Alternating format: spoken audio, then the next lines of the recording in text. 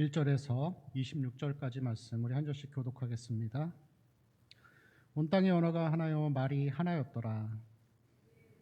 동방으로 옮기다가 신할 평지를 만나 거기 거류하며 서로 말하되 자 벽돌을 만들고 견고히 굽자하고 이에 벽돌로 돌을 대신하며 역청으로 진흙을 대신하고 또 말하되 자 성읍과 탑을 건설하여 그 탑 꼭대기를 하늘에 닿게 하여 우리 이름을 내고 온 지면에 흩어짐을 면하자 하였더니 여호와께서 사람들이 건설하는 그 성읍과 탑을 보려고 내려오셨더라.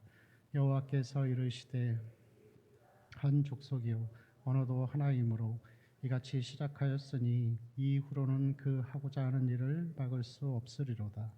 자 우리가 내려가서 거기서 그들의 언어를 혼잡하게 하여 그들이 서로 알아듣지 못하게 하자 하시고 여호와께서 거기서 그들을 온 지면에 흩으셨으므로 그들이 그 도시를 건설하기를 그쳤더라. 그러므로 그 이름을 바벨이라 하니 이는 여호와께서 거기서 온 땅의 언어를 혼잡하게 하셨음이니라. 여호와께서 거기서 그들을 온 지면에 흩으셨더라. 셈의 족보는 곧 홍수 인연에 아르박삿을 낳았고 아르박삿을 낳은 후에 500년을 지내며 자녀를 낳았으며 아르박삿은 35세 셀라를 낳았고 셀라를 낳은 후에 403년을 지내며 자녀를 낳았으며 셀라는 30세 에벨을 낳았고 에벨을 낳은 후에 403년을 지내며 자녀를 낳았으며 벨렉을 낳았고 벨렉을 낳은 후에 430년을 지내며 자녀를 낳았으며 벨렉은 30세 루를 낳았고 루를 낳은 후에 209년을 지내며 자녀를 낳았으며 루는 32세에 스룩을 낳았고 스룩을 낳은 후에 207년을 지내며 자녀를 낳았으며 30세에 나홀을 낳았고 나홀을 낳은 후에 200년을 지내며 자녀를 낳았으며 나홀은 29세에 데라를 낳았고 데라를 낳은 후에 119년을 지내며 자녀를 낳았으며 데라는 70세에 아브람과 나홀과 하루를 낳았더라. 아멘.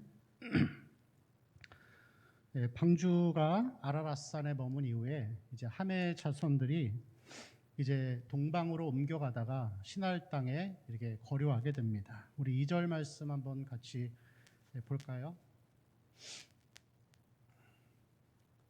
이에 그들이 동방으로 옮기다가 신할 평지를 만나 거기서 거류하게 되죠. 그래서 이 신할 평지에다가 이제 성읍과 탑을 건설하기 시작합니다. 자, 3절의 말씀을 보면은 그 짓는 방식을 표현합니다. 같이 읽을까요? 서로 말하되 자 벽돌을 만들어 견고히 굽자 하고 이에 벽돌로 돌을 대신하며 역청으로 진흙을 대신하고 벽돌을 만드는데 견고히 굽자라고 합니다. 원래 이 고대 시대의 벽돌을 만드는 방식은 그냥 진흙을 벽돌 모양으로 만들어서 햇볕에 건조시키는 것이 전부였는데 이 함의 자손들, 특별히 이 함의 자손들 가운데 탑을 건설한 사람은 니므롯으로 알려지고 있습니다. 이 니므롯은 벽돌을 만들 때 불에 구워서 단단하게 만드는 그렇게 만드는 방식을 취하고 있습니다. 그리고 여기서 나오는 역청은 접착제의 역할을 하고 있는 것이죠. 그래서 이 니므롯이 이뤘던 이 성읍과 탑을 쌓는 과정들을 보면은 그 당시 이 함의 자손들에게 이 문명이 상당한 수준으로 발달했던 것을 볼 수가 있습니다. 자, 4절 말씀을 보면은 이 탑을 건설한 목적을 보여줍니다. 같이 읽을까요? 또 말하되 자 성읍과 탑을 건설하여 그 탑 꼭대기를 하늘에 닿게 하여 우리 이름을 내고 온 지면에 흩어짐을 면하자 하였더니 자, 세 가지의 목적이 있습니다. 탑 꼭대기를 하늘에 닿게 하는 것이죠. 그리고 두 번째는 우리 이름을 내는 것이고 세 번째는 흩어짐을 면하자는 것입니다. 실제로 이 신할 땅 지역에 가면은 지구라트라고 해서 약 7층 규모의 건물, 이 탑이 쌓여져 있습니다. 그리고 이 지구라트의 맨 꼭대기에는 하나의 신전, 방을 만들어서 신이 거주할 수 있는 방을 하나 만들어 놨습니다. 그래서 신이 하늘에서 내려와서 그 꼭대기의 방에 들어가서 축복을 가지고 내려오는 거예요. 자, 그러한 용도로 이 지었기 때문에 이 바벨탑은 사실 우상을 숭배하기 위한 하나의 제단과 같은 것이었습니다. 그리고 하나님의 이름과 하나님의 영광을 위해 지은 것이 아니라 우리 이름을 내고 사람의 영광을 위해 지어진 것이라고 할 수 있습니다. 자, 흩어짐을 면하자고 하는 것은 생육하고 번성하고 온 땅에 충만하라라고 하는 이 하나님의 사명에 대한 반역이라고도 할 수가 있습니다. 여러분, 이것은 세상을 살아가는 사람들의 일반적인 이 삶의 관점이고 인생의 목적이라고 할 수 있습니다. 흩어지지 않고 한 곳에 정착하여서 이름을 내고 영광을 얻는 것이죠. 이 서울에도 점점 이 고층 건물들이 많아져 가고 있습니다. 그리고 높은 건물들을 지으면서 사람들은 자기 이름을 내고자 하는 그런 욕망들이 있는 것입니다. 그리고 사람들은 대부분 높은 곳에 살기를 원합니다. 이 높은 곳에 살면서 사람들을 내려다보면서 느껴지는 그런 만족감, 자기의 영광들을 추구하는 것들이 바로 이 세상 사람들이 원하는 그런 모습들이라고 할 수가 있습니다. 자, 그런데 이러한 바벨탑, 자기들이 높이 쌓았다고 생각하는 바벨탑을, 자, 5절 말씀을 한번 같이 보실까요? 같이 읽겠습니다. 여호와께서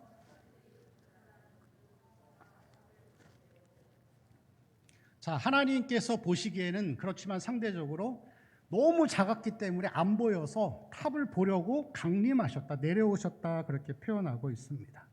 그리고 6절과 7절 말씀을 보면은 하나님이 언어를 혼잡하게 하셔서 이제 흩어지게 하는 장면들을 봅니다. 자, 그런데 이 6절 말씀에서 특별히 또 한번 같이 읽어볼까요? 시작. 여호와께서 이르시되 이 무리가 한 족속이요 언어도 하나이므로 이같이 시작하였으니 이후로는 그 하고자 하는 일을 막을 수 없으리로다. 자, 여호와께서 말씀하시는데 이 사람들을 뭐라고 표현하죠? 이 무리라고 표현합니다. 이 무리라고 하는 것은 동일한 목적 아래에서 힘을 규합하고 협력하는 집단을 이야기하는 것이죠.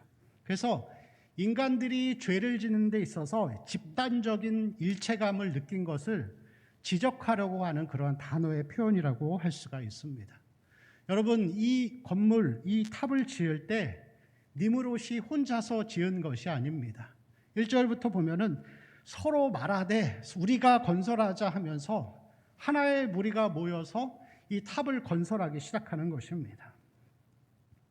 여러분, 이것을 표현하면은 뭐냐면은 명백한 죄인데, 명백한 잘못인데 이 잘못을 위해서 동일한 목적으로 사람들이 모이면은 그게 죄인 줄 모르고 그게 진리가 돼버립니다. 하나님이 분명히 흩어지라고 말씀하셨고 하나님의 영광을 위해 살라고 했지만 이 함의 자손 니므롯과 그의 무리들은 그 반대의 삶을 살죠. 그들이 이 바벨탑을 건설했던 이유는 두 가지입니다. 하나는 다시 홍수가 올지 모른다는 두려움 때문에 지은 것이었어요. 그리고 또 한 가지는 인간의 자만심이라고 할 수 있겠죠. 여러분, 우리가 볼 때는 바벨탑을 지은 것이 죄가 맞죠. 자, 그렇지만 니므롯과 함의 자손들은 자기들이 같은 목적을 가지고 모여서 우리가 이것을 하자라고 하니까 이 죄였던 이 하나의 목적이 하나의 신념이 되고 목적이 되다 보니까 그게 죄인 줄 모르고 심지어는 그것이 옳다라고 생각하는 것입니다. 이것을 신학적으로는 뭐라고 표현하냐면은 집단의 죄라고 표현합니다. 집단의 죄.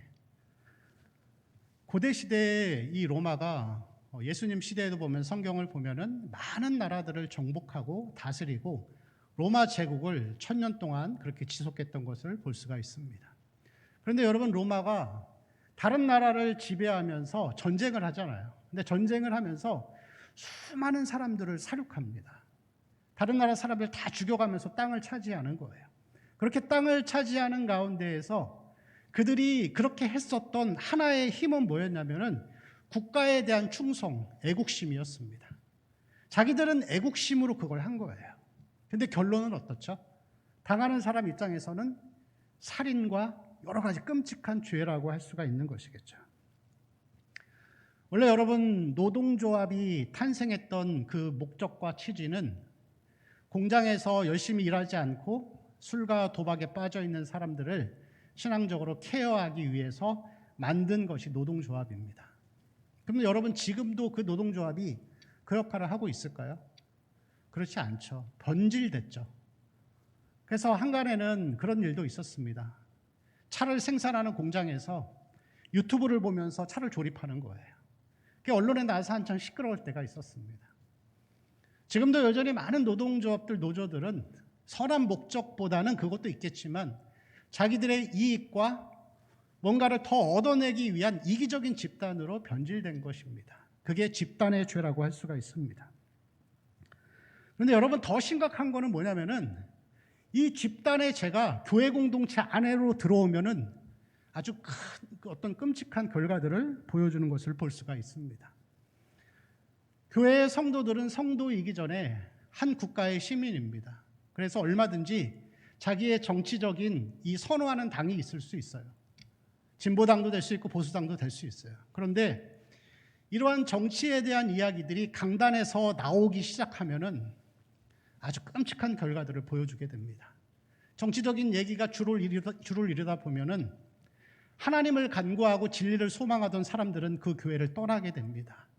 그리고 그러한 정치적인 성향을 좋아하는 같은 무리들이 모여서 처음에는 선한 의도로 출발할지 모르지만 나중에는 그렇지 않다는 것이죠.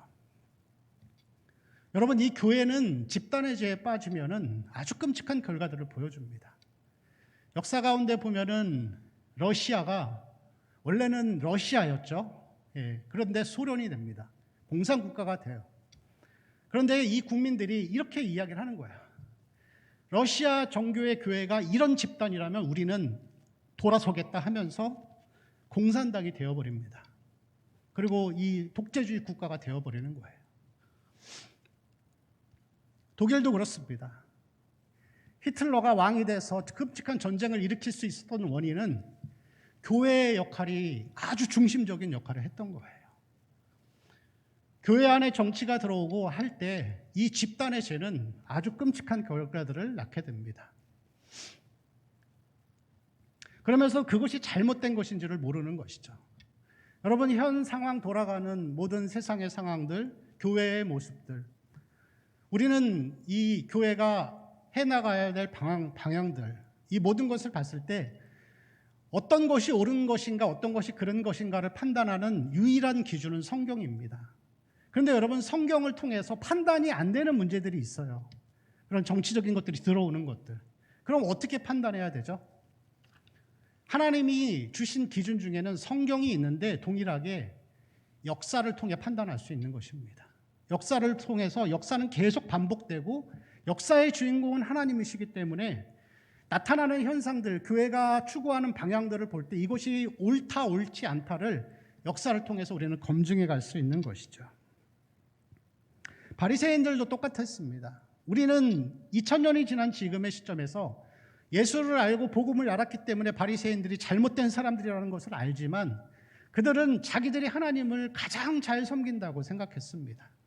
그리고 지금도 여전히 자기들은 하나님을 잘 섬긴다고 생각하죠. 그러면서 본인들이 하는 것들이 진리이고 올바른 신념이다라고 생각하면서 살아가는 것입니다. 여러분, 우리나라에 어떤 많은 선교단체들이 있습니다. 근데 그 중에 어떤 선교단체는 하나님의 음성을 듣고 꿈을 꾸고 체험하는 것이 신앙의 정석이다라고 생각하는 그런 단체들도 있어요. 근데 여러분, 처음부터 이러한 선교단체가 그런 것들 추구했던 것은 아닙니다. 그들에게 있어서 신앙의 핵심은 성경을 통해 하나님의 뜻을 깨닫는 것이 아니라 기도하고 묵상하는 가운데 하나님 음성을 듣는 거예요. 꿈을 경험하고 막 기도하는 가운데 사람이 쓰러지고 황홀경을 경험하는 것들이 신앙의 중심이다라고 생각하는 거예요. 여러분, 물론 하나님은 다양성의 하나님이십니다. 성경을 통해서 보는 것이 가장 정확하지만 성경은 구속사적인 관점에서 쓰여졌기 때문에 성경에 기록되지 않아도 하나님의 방식으로 역사하는 것은 다양하게 나타날 수 있어요. 그런데 여러분, 중요한 것은 뭐냐면은 이런 것들을 계속 추구하다가 보니까 나중에는 꿈과 체험과 환상을 보는 것이 성경보다 앞서기 시작하는 거예요. 그 문제가 되는 것이죠. 선한 의도로 출발했습니다. 하나님의 일을 할 때 나쁜 의도로 출발하는 사람은 없어요. 바리새인들도 마찬가지였죠. 선교단체가 꿈과 이런 직통 계시를 추구했던 이유는 뭐냐면은 한국교회가 예전에 굉장히 이 지식이 전부다, 지식으로 많이 하는 게 전부다라고 하는 이 교회의 메마름과 황량함들을 보면서 좀 더 하나님을 친밀하게 만나자라는 의도로 시작한 거예요. 그렇지만 시간이 지나고 고인물이 되고 그러다 보니까 변질되기 시작하는 것이죠. 제가 오래전에 한 교회를 섬긴 적이 있었습니다. 근데 그 교회 담임 목사님은 1년에 설교 오전 오후를 하면은 104번을 하죠. 주일 설교만 하면은. 근데 설교할 때 100번을 하실 때 70번은 목사한테 잘해야 축복받는다. 그게 주된 내용이었습니다. 물론 맞습니다. 하나님의 말씀을 대원하는 목회자에게 예우를 갖추고 잘하면 하나님 복을 주세요. 그리고 그런 것도 저는 많이 봤고요. 근데 중요한 건 뭐죠? 그게 중심의 진리가 돼버린 거예요.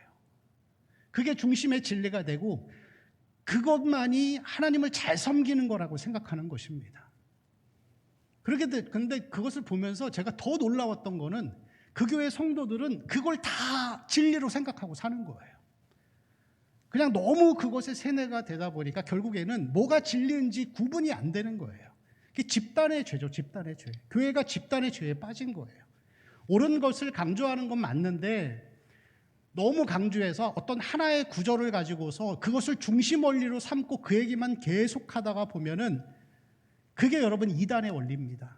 하나의 원리를 중심으로 삼아놓고 그것을 통해서 성경을 다 그렇게 해석을 하는 거예요. 결론적으로는 그냥 목사님을 섬기는 교회가 됐더라고요. 그래서 제가 목사님께 한마디 했습니다. 이 교회는 하나님 아니고 목사님 섬기는 교회입니까? 나가라고 하더라고요. 안녕히 계세요 하고 나왔습니다. 여러분, 교회가 이 진리를 전체적으로 보지 못하고 깨어있지 못하면은 반드시 여러분 변질돼서 집단의 죄에 빠질 수 있습니다. 영적인 바벨탑을 쌓는 거죠. 교회가 아니라 영적인 바벨탑을 쌓게 되는 것입니다. 더 중요한 것은 뭐냐면 누구도 이 죄에서 예외일 수 없습니다. 저도 여러분도 우리 모든 그리스도인들은 마귀가 역사하는 것이 있기 때문에 누구도 이 죄에서 예외라고 말할 수 없다는 것이죠. 그럼 여러분, 우리는 어떻게 살아야 하죠? 말씀을 전체적으로 깨닫는 은혜가 있어야 합니다. 성령의 충만함이 있을 때만이 신앙의 균형을 이룰 수가 있는 것입니다. 여러분, 말씀으로 충만한 삶을 사시기를 바랍니다. 말씀을 꾸준히 읽으시고 성령께서 나도 모르는 사이에 잘못된 길로 가지 않도록 하나님의 도움을 구하는 기도가 있어야 합니다. 우리 누구도 다 그런 죄 가운데 빠질 수 있습니다. 너무나도 심각한 문제는 그게 죄인데 죄인 줄 모르는 거예요. 그리고 나중에 하나님 앞에 갔을 때 하나님이 진실을 보여주셨는데 우린 그렇게 얘기할 수 있겠죠. 하나님, 저 몰랐어요. 근데 여러분, 무서운 거는 하나님은 모르는 것에 대해서 책임을 회피하시는 분이 아니에요. 반드시 책임을 물으십니다. 여러분, 꼭 하나님의 말씀을 균형 있게 전체적으로 보고 말씀 앞에 자기를 성찰하고 이 성령의 충만함으로 살아가는 우리 성도들의 삶이 되시기를 축원합니다. 오늘 우리가 읽은 이 1절에서 26절의 말씀을 보면은 성경은 항상 일정한 원리를 갖고 있다는 것을 보여줍니다. 성경은 항상 일정한 원리와 순서가 있습니다. 설교를 할 때에도 사도 바울은 교리를 먼저 말한 다음에 그 다음에 삶의 적용을 이야기합니다. 그리고 선지자들이 메시지를 선포할 때 보면 구약에서도 부정을 먼저 말하죠. 심판을 먼저 말하고 그 다음에 회개와 회복과 용서를 말하는 것을 볼 수가 있습니다. 자, 오늘 본문도 그렇게 쓰여져 있습니다. 앞부분은 부정적인 내용이에요. 바벨탑을 건설하다가 흩어져 버린 얘기들이 나옵니다. 이 부정의 이야기가 나온 이유는 뒤에 나오는 내용, 셈의 족보를 돋보이게 하기 위한 것입니다. 긍정의 내용이죠. 자, 26절 말씀 같이 한번 읽어보겠습니다. 시작. 데라는 70세에 아브람과 나홀과 하란을 낳았더라. 자, 데라의 맏아들은 아브라함이 아니라 하란입니다. 그런데 가장 먼저 누가 나오죠? 아브라함을 말합니다. 그래서 이 족보의 전체 내용은 아브라함을 주목하는 거예요. 자, 아브라함을 주목하는 것입니다. 자, 사람들은 흩어지는 것을 사실 좋아하지 않습니다. 한 곳에 정착해서 안정되고 인정받고 그렇게 살기를 원합니다. 자, 그런데 이 아브라함은 뒤에 나오는 내용들을 보면 어떤 삶을 살죠?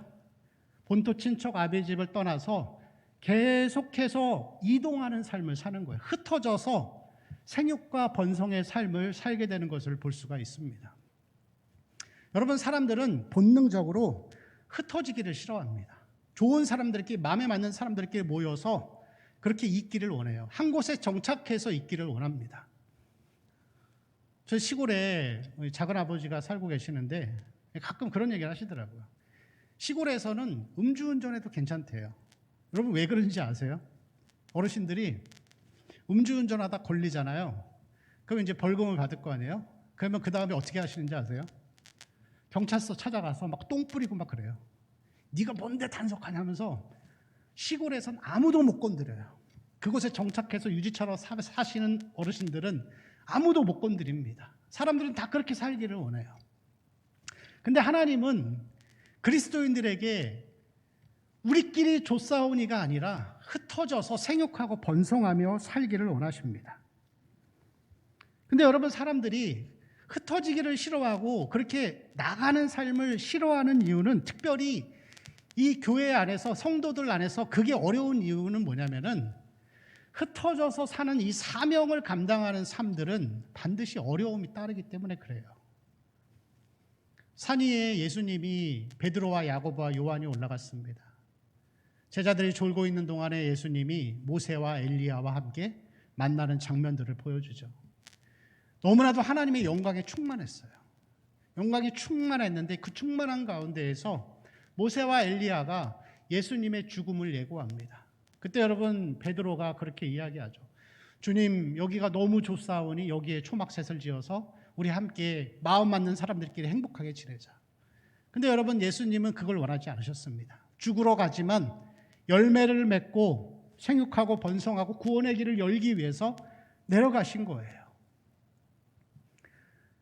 스데반이 죽었을 때도 그랬습니다. 스데반이 죽기 전까지 사람들은 오순절날 이 성령의 그 기름 부으심, 이 부흥과 성령의 강림하심을 경험하고 너무 행복했어요. 서로 막 기뻐하고 음식도 나누고 제산도 나누면서 너무 행복한 거예요. 그런데 여러분, 그렇게 모여 살고 있는 모습들이 하나님 보시기에는 옳지 않은 거예요. 그리고 스데반의 죽음을 통해서 예루살렘에 큰 핍박이 일어나게 됩니다. 그리고 사도들을 제외하고는 모든 그리스도인들이 유대와 사마리아 온 땅으로 다 퍼지게 됩니다. 사명을 감당하지 않고 모여 살기 시작하니까 하나님은 흩으시는 거죠. 여러분, 그리고 흩어져서 살아가는 이 사명을 감당하고 복음을 전하는 삶은 반드시 여러분 핍박이라는 것이 따라오게 되어 있습니다. 우리의 신앙생활이 여러분 그렇지 않을까요? 교회를 다니다 보면은 그냥 마음 맞는 사람들끼리 함께 모여서 밥 먹고 그냥 말씀 나누고 그렇게 살고 싶어요. 근데 여러분, 신앙생활은 항상 좋은 것만 있지 않습니다. 하나님이 주시는 놀라운 기쁨도 있고 감사도 있지만 반드시 사명을 감당할 때에는 수고와 노력 혹은 핍박과 어려움이 따르게 되어 있습니다. 교사로서 교회를 봉사하시는 우리 교사 선생님들, 말씀을 준비하고 또 아이들을 케어하기 위해서는 많은 시간과 또 많은 기도와 헌신이 반드시 있어야 합니다. 그것은 내가 고달픈 시간들을 이렇게 투자하면서까지 해야 되는 그런 일들이 있는 것이죠. 교회에서 여러분 많은 일들을 하고 봉사를 하다가 보면은 항상 좋지만은 않습니다. 아니, 때로는 그런 생각도 듭니다. 아, 진정한 핍박은 교회 안에 있구나. 난 열심히 하고 있는데 핍박하는 거예요. 그런 일 분명히 있습니다. 그렇지만 여러분, 우리는 하기 싫으면 그만, 좋은 사람들끼리만 모여서 사는 것이 아니라 생육하고 번성하고 흩어져서 사명을 감당하는 그런 삶이, 우리의 살아가는 삶이 되어야 하는 것이죠. 그럼에도 불구하고 우리가 이러한 일들을 행하는 이유는 뭐냐면, 사명을 감당하고 흩어져가는 삶을 통해서 하나님이 주시는 분명한 위로가 있습니다. 하나님이 그것을 우리에게 주시기 때문에 우리가 이 사명들을 감당하면서 살아갈 수 있는 것입니다. 생육과 번성, 그리고 여러분, 우리가 가지고 있는 하나님이 주시는 은사를 통해서 이것이 내 안에서 만족으로 끝나지 않고 흘러가게 하시기 바랍니다. 시간이 있다면은 시간을 내어서 아픈 성도들을 위해서, 교회를 위해서 눈물 뿌리며 기도하는 우리 성도들이 됐으면 좋겠습니다. 재정의 여유가 있다면은 나를 위해서만 쓰지 말고 어려운 이웃들에게 흘려보내시기를 바랍니다. 아까 우리가 불렀던 찬송의 가사, 찬송가 442장, 그 찬양의 가사를 보면 그런 말씀이 있죠. 밤 깊도록 동산 안에 주와 함께 있으려 하나, 하나님 뭐라고 하시죠? 괴로운 세상에 할 일 많아서 날 가라 명하신다. 사명의 삶이 있다는 것을 잊지 말아야 합니다. 그러나 이 사명 감당할 때 주시는 기쁨과 감사에 대한 내용도 이 찬양의 가사에 또한 포함되어 있습니다. 주가 나와 동행을 하면서 나를 친구 삼으셨네. 우리 서로 받은 그 기쁨은 알 사람이 없도다. 물질을 베풀고 기도를 베풀고 전도할 때 하나님이 주시는 그 세상이 줄 수 없는 기쁨은 받아본 사람만이 알 수 있어요. 그래서 이 찬송의 가사는 진짜 이 찬송은 그걸 경험한 사람이 쓴 것이더라고요. 그 기쁨은 받은 사람만 알 수 있는 거예요. 알 사람이 없는 것이죠. 그러나 여러분, 우리가 그러한 은혜들이 있기 때문에 생육하고 번성하고 흩어지고 나누는 삶을 살아야 하는 것이죠. 우리는 이 땅에서 정착해 사는 사람들이 아니라 여행자요 순례자라는 것을 잊지 말아야 합니다. 오늘 말씀을 보다가 보면은 아브라함을 주목하고 있지만 사실 이 성경 그 당시의 내용만으로 봐서는 아브라함은 별 볼 일 없는 사람이었습니다. 여호수아 24장 2절 말씀을 보면은 어떻게 표현하냐면은 아브라함의 아비 그리고 그의 아비도 이방신을 섬기던 자들이었다, 그렇게 표현하고 있습니다. 우상을 믿던 사람들이었어요. 아브라함도 그랬겠죠. 그리고 그는 자식도 없었습니다. 여기서 이름만 딸랑 나오고 끝이 나버립니다. 바벨탑을 건설하고 성읍을 건설했던 그 문명의 찬란함들을 이뤄갔던 그러한 함의 자손들의 모습을 보면은 세상의 관점으로 볼 때 아브라함은 아주 초라한 사람이었어요. 자식도 없었고, 그 당시에 자식이 없다라고 하는 것은 신의 저주를 받았다는 표현이었습니다. 아무것도 가진 것이 없었어요. 그가 고향 땅을 떠납니다. 75세에. 여러분, 평생 살아왔던 땅 그곳에서 구이동에서 75년을 살다가 하나님이 떠나라고 해보세요. 여러분 마음이 어떻겠습니까? 불안하고 슬프고 하나님 나한테 왜 이러시나 그러겠죠. 그렇지만 여러분, 이 후에 나오는 내용들을 보십시오. 함의 자손은 더 이상 언급되어지지 않고 오히려 아브라함이 한 민족을 이루고 예수 그리스도를 통하여 이 구원의 문이 온 세상에 열리게 되는 것을 볼 수가 있습니다. 우리는 하나님의 엄밀한 계획 아래에서 살아가는 자들입니다. 그리고 하나님은 우리의 친구가 되어주십니다. 18절 말씀을 보면은 루라는 사람이 나오는데 이 사람의 루라는 이름의 뜻은 하나님과 친구된 자라는 그런 뜻을 가지고 있습니다. 우리의 삶이 여러분 세상 가운데에서 세상에 많은 것들을 이룬 사람에 비하면 보잘것 없어 보이고 아무것도 없어 보이지만 하나님이 우리와 함께 하십니다. 생육하고 번성하는 가운데 사명을 감당할 때 분명히 어려움들이 있고 핍박이 있지만 그 가운데 주시는 하나님이 주시는 세상이 알 수 없는 놀라운 기쁨들이 있습니다. 그런 것들이 있기에 우리는 계속해서 생육과 번성과 이 흩어짐의 삶을 살아야 할 줄로 믿습니다. 하나님의 사명을 잘 감당하고 그 가운데에서 하나님 주시는 놀라운 은혜들과 기쁨과 또 감사를 경험하면서 또 하루하루 하나님과 함께 걸어가는 우리 성도들의 삶이 되시기를 축원합니다. 기도하겠습니다. 우리 함께 기도하실 때 하나님 주신 말씀을 기억하면서 하나님이 주신 사명을 가지고 내 것을 쌓는 영적인 바벨탑을 쌓는 자가 아니라 흩어지고 번성하고 흘러가게 함을 통하여서 많은 사람에게 하나님의 영광을 나타내고 또 그 사명을 감당할 때 부어주시는 하나님의 놀라운 기쁨, 영적인 축복들이 우리 가운데 풍성하게 부어지기를 위해서 기도하시고 또 교회를 위해서 또 우리 환우들을 위해서 모든 기도의 제목을 놓고 우리 주여 한번 부르고 기도하겠습니다. 주여